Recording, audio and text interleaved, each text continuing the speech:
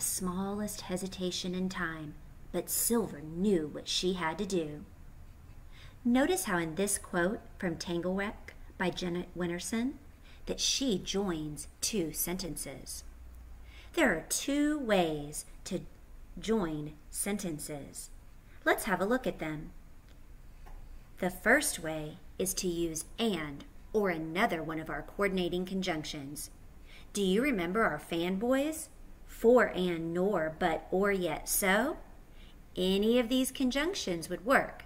Remember, to join two complete sentences, you can use a comma and one of your fanboys. Another way to join sentences is to use a semicolon. Just remember that whatever is on either side of this semicolon should be a complete sentence. When we have two or more sentences, we have to look at what joins them. There are three ways to connect sentences together correctly. What are they?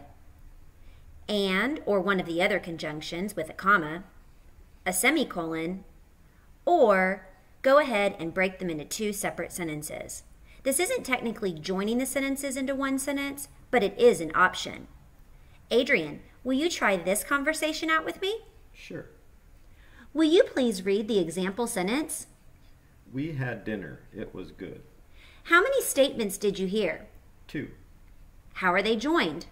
Right now, with nothing. What is one way we could fix this? By adding a word like and.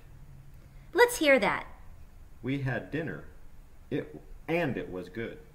Okay, great. What's another way we could fix that? With a semicolon. Read it that way, please. We had dinner. It was good. Okay, and the third way? To break it into two sentences. We had dinner. It was good. So, if you were the author of this, which way would you choose? I'd have to go with a semicolon. Great!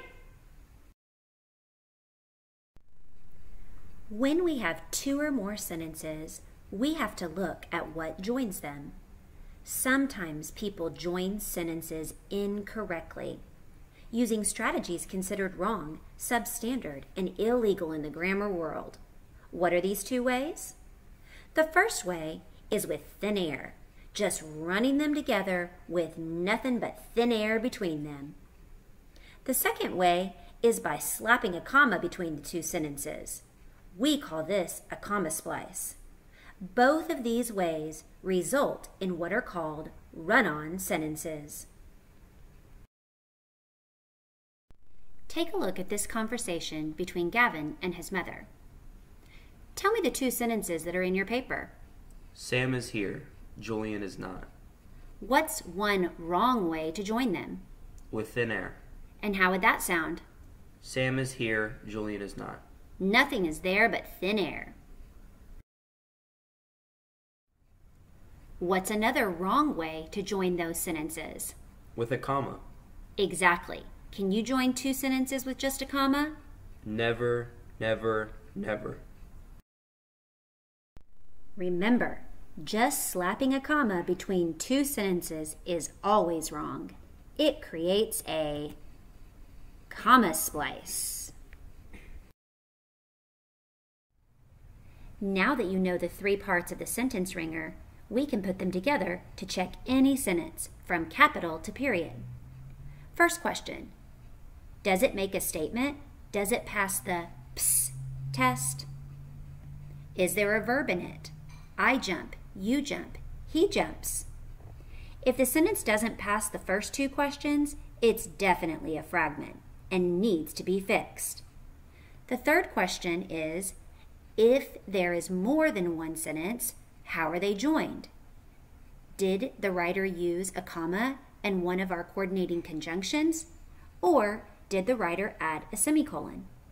If it doesn't pass the third, it's a run-on sentence and needs to be fixed. Let's take a look at the example sentence. We can check all three parts of the sentence ringer on this sentence to make sure it's not a fragment or a run-on sentence. Let's go ahead and try this sentence ringer out. Will you please read me the sentence? We went home. Does it make a statement? It does. Can you prove that? Psst, David. What? We went home. Did you tell him something? I sure did. Okay, next. Does it have a verb? It does. Home. Can you prove it? I home, you home, he homes. That's not a verb. Went? Prove it. I went, you went, he wents. It's a verb. It worked in 2 of those sentences. What's last? Is it more than one statement? Nope, just one. Then it's a correct sentence. Good.